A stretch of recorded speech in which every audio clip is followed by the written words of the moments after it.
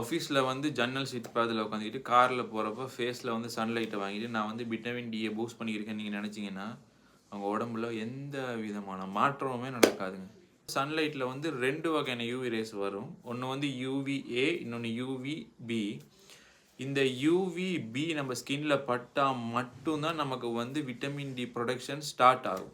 So problem என்னென்னா, இந்த window glass இல்லாட்டி கண்ணாடி வந்து இந்த யூவிபி ரேஸை ஃபுல்லாகவே பிளாக் பண்ணிடும்.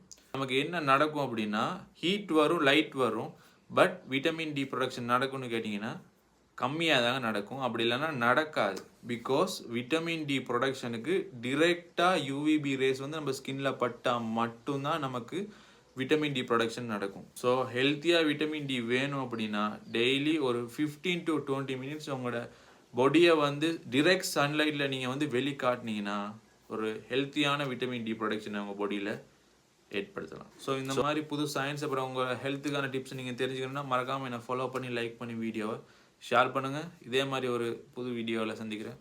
பாய்.